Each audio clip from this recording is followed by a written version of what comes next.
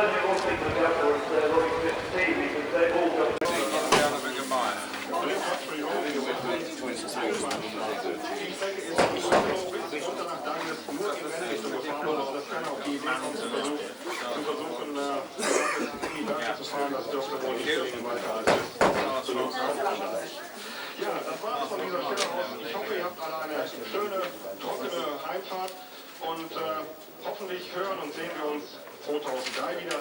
Tschüss vom Grandstand und damit zuletzt mal zurück an Job Cannon. Okay, last time Sean Hennessy must be sick as a parrot that he's been beaten by the 750 award. Sean, are you sick as a parrot that you've been beaten to the 750 award?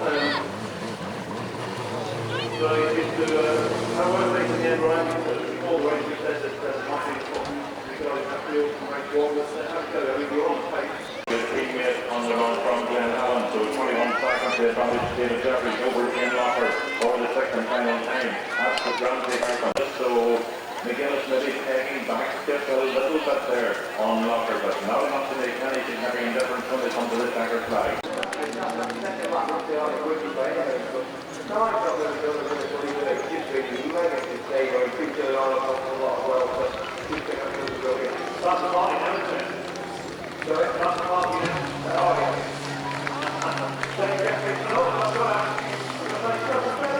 yeah. Yeah, that's pretty good example. Well, he's a hero himself. Dave Jeffries, Father Tony's just down here as well. Let's get that to the first place now. Let's go with Ian Locker coming in right now. He's getting the applause. And what another stunning ride from Ian Locker. Had a view. Oh, thanks. On it.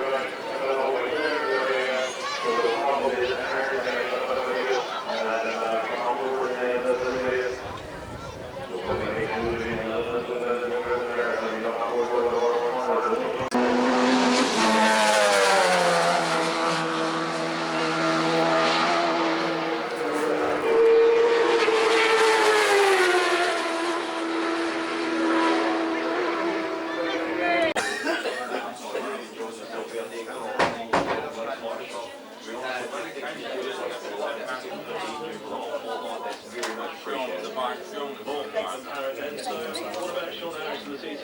Back again? I mean, obviously you did the last minute thing this time around.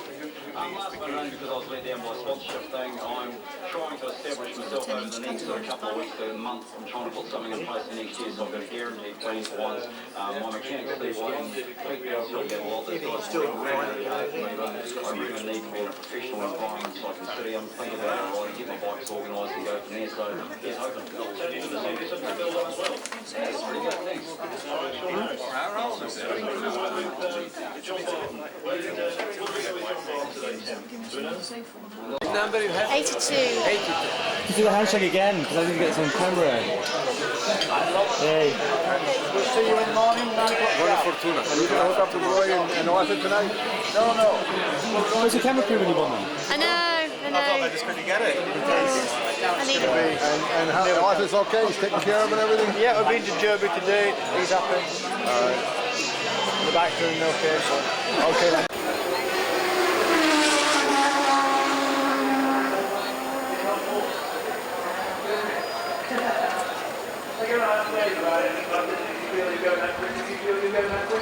No, not really.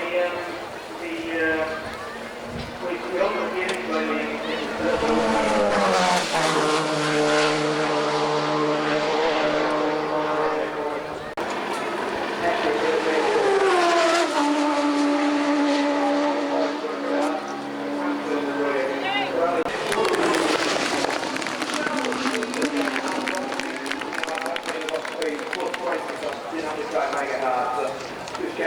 We have some French, some German, but not so many.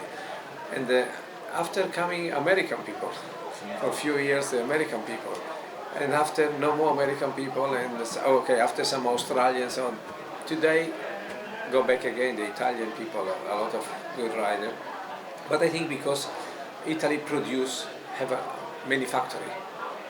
So the Italy produce a lot of motorbike, we have a lot of circuit, and you know, it's like the fisherman. The fisherman start to fish because he live near the sea, so not because he live in the mountain. So it's easy when you live in the place where you see many motorbike and many factory and many circuit, and this is important, I think. It's only now, always I say, why now we don't have some English, because I remember my time and before me, it's a lot of, always we think about the English ride. Well, maybe for the same reason, because at your time, and certainly before your time, all the factories, a lot of factories were in England. In England, yeah. But of course then we lost all the factories, but eventually in 1976 and 1977 Barry Sheen was world champion, just a little after your time, and then since then we've had nothing at all. That's the problem. Why can't we produce a world champion? Or anyone getting near to it, because you've got a rider in the class. No, it's a bit sad at the minute. I mean, we've had, obviously in Superbike we've had good rides, we've got Foggy, you wouldn't forget Foggy. But, you know, it's getting so hard now at world level, it's getting so tight. And I think as well, budgets now are very, very, you know, to get into a team that's got the right budget to be competitive, it's not as easy as it used to be. I appreciate what you're saying, but we're talking like 25 years ago since we had a world champion. I'm not talking the last 5, 10, 15 years, 25 years ago. I think it's just one of those things that one will just pop up one day. We'll have a Rossi, it'll just pop up, and there's no, you know, people have looked at the way Italy brings riders on through various academies, and that's not, for sure it helps and it cuts a lot of corners and gets them there quicker, but it doesn't actually make them. Those guys are there anyway, and they may have taken a year or so longer to get through. I mean, Rossi would have got through anyway, and so would all the other guys, the current Italian riders. It just helps them get through. I mean, in the UK now we've got the AC, you've got an academy helping people. I think it's very good, but you know, one of those may come through and be a champion in future, but those guys will get through anyway. But it's nice if people can actually give them a hand along the way and maybe make a few shortcuts for them. You, of course, won a few Grand Prix. I mean, I think you won the TT when it was a Grand Prix, but you certainly won a couple of races on the 250 Kawasaki, Sweden, I think, and Aston, I think you won. That's correct, yeah. See, I remember stuff, don't I? Oh, yeah, you're a man of information, Charlie. But I hope one day that some English good rider come back. Let's hope so. Still in England you have all the circuit, the Brands Hatch, Mallory Park, Snetterton, Silverstone, Caldwell Park, Bolton Park. I remember all these circuits. Oh yeah, you raced on all of them. But really. still now the people race. Yeah, and the amazing thing is the racing in England is very, very difficult. It's very, very high standard, but not high enough standard for World Championship. When that was another point actually I wanted to make, Giacomo, that now Valentino Rossi, all the Grand Prix riders, they will only race in a Grand Prix, never anywhere else, just a Grand Prix. You used to come to England, as you said, Mallory Park, Brands Hatch, Open Park, you raced everywhere, between Grand Prix. Yeah, now the people, I think he make enough money with the Grand Prix, so he don't need. Same when we talk about the two race. Normally I do the 350 and 500 two race every day, and sometimes like Mallory Park I start in the morning for practice. I start at 9 o'clock in the morning. I finish in the evening at 5 o'clock because practice 350, practice 500, practice 1000 cc. Second practice, heat, first heat, second. So I start at 9 o'clock in the morning and I finish 5 o'clock. It's impossible now, this rider. Yeah. I think he make enough money for one Grand Prix, for one race, so he don't need to make 2, 3 or 4 races. That's the case, but it's a pity for the spectators, Mick, I think. Yeah, I think there is another reason as well. Obviously, now the factories are spending so much money and there's so much technology that, you know, when they hire riders of world calibre, they can't afford them not to be there to fulfil the job because, I think a superbike team now, one that's capable of winning, you're looking at maybe between £5 and £10 million for the year. It's a lot of dosh, and they've got to make sure the guys are there for it. Yeah, we appreciate that. And I do, and it's a bit like circuit safety. Now the circuits are so clinical, everything's so far back, but if it means safety and riders aren't getting killed, then who are we to argue? That's the way to go. I just think it's a pity for the guys in England that used to go and watch you race, and Mike and Phil and all those good people at an international at grandstand and all the park is finished. The only time you'll see Valentino Rossi is once in England, Donington Park or Silverstone, wherever the Grand Prix is going to go. It's a pity. It's very sad, but I think until they bring the cost down, which will not happen in the foreseeable future, things aren't going to change. Well, things are also because now it's more Grand Prix than before. Now you have 16 Grand Prix and go to Japan, go to Australia, go to Malaysia, go to South Africa, so spend a lot of time to go. And you don't have any more time to do the other race, like we do international race, like I come in England, I have some international race in Italy. Now I think also no time to do this. Yeah, well, because when you have a weekend like this weekend, no race. One team, Honda team was in Czechoslovakia, and the Yamaha team was in Spain for testing, private testing. So.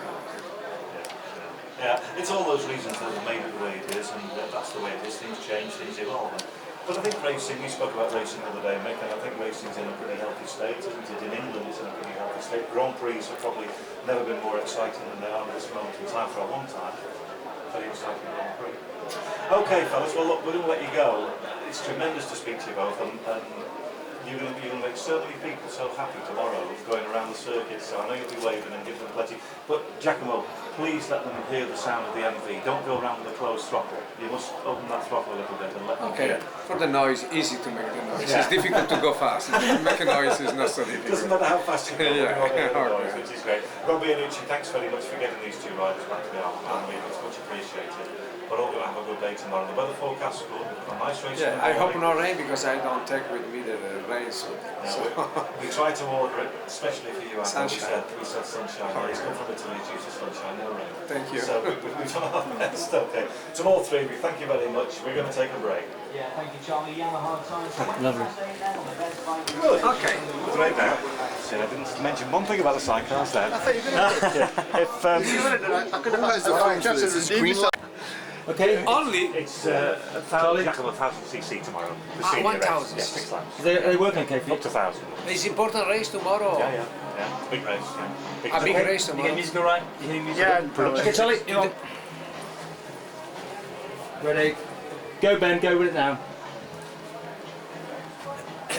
The release and every breath you take, Yamaha time, 6 minutes past 8 o'clock now. Tesco Radio TT from the Isle of Man, AM 1368 and worldwide on the web at radiott.com. Don't forget the email address if you want to get involved in tonight's chat show, Charlie at radiott.com. That's exactly who we're going back to now, the Hilton Hotel and the Swing Easy Bar, and he's still with Giacomo Agostini. Yeah, and joined also, Rob Iannucci is still here, but Mick Grant's joined us as well. It's great, you know, this Radio TT, isn't it? Because I get to interview some of my mates, riders that I've admired, such as Giacomo. Last night we had Jeff Duke, in a long time before my time, but we all know what a great rider Jeff Duke was. So I get all the best jobs, really. Anyway, Rob, maybe you could tell us how this all came about, because you've put this together, Giacomo and Mick riding tomorrow out on the circuit. Well, it's been a long time in the planning. I've been working very closely with the Isle of Man Tourist Board, and in particular with the Honorable David Cretney, the Minister of Tourism and Leisure Activity, and with Jim Parker of the ACU. And then about 2 years ago, we established a new relationship with the National Motorcycle Museum, in Solihull, West Midlands. My good friend Roy Richards, who has spent years and years putting together the premier collection of British motorcycles in the world, and who has all the important British race bikes, has taken a major step forward and has decided to put these bikes out on the track, which is kind of unheard of for a museum to do. But Roy's a pretty special person, and so he's now been preparing the bikes one at a time. We've been working with him on that. And Mick Grant rode Slippery Sam for the first time since it was retired last year at Cadwell Park at the B-Zone Rally. And Slippery Sam is an extremely important motorcycle. It won the Isle of Man Production TT 5 years running. I think no other bike ever has won a race at the Isle of Man TT 5 years running. And Mick was one of the riders who brought those honors to the bike. So Roy and Mick and myself and the original mechanics, Les William and Arthur Jakeman, all got together on it and kind of came up with this conspiracy. And at the same time, Giacomo and myself and the other parties have been talking about bringing Giacomo back here to ride one of the great MV 3-cylinder 500s that he set his fabulous records with here at the Isle of Man years ago. Giacomo has been riding for Team Obsolete at many other places, at Daytona and at Nürburgring and Scarborough and so forth. And he'll be at Mallory Park, and so it seemed like a natural marriage. And the powers that be here at the TT decided that these two great riders should be showcased just before the senior TT tomorrow, and I think it's going to happen at 12 o'clock noon. And it's just only going to be the two men and those two great machines out on the track together. And I don't think they'll have a race, but both of them know the way around this circuit almost with their eyes closed. And just to be able to bring these two great riders and to reunite them with their old machines from years ago is a very great honor, and I really appreciate being able to play a part in it. I hope that all the fans out there really enjoy it as much as I enjoyed helping to put it together with Roy Richards and all the other rest of the people. I'm sure they will. And Mick Grant, you plan, I think, to go around with Giacomo tomorrow. The two of you are going to go around together. Are you looking forward to it? Very much so, and we've already made a deal that we're not going to go quick, we're going to go nice and steady and wave. Okay. So that takes the pressure off. In fact, you were telling me just a minute ago, and you were telling Giacomo, you're actually going to stop around the circuit. Well, that was actually going to be a secret, Charlie, but I dropped a clanger the other morning, now you've dropped one. Well, you don't have to say any more than that, do we? We can just leave it at that, but you might be stopping in a I might be stopping somewhere special tomorrow, yeah.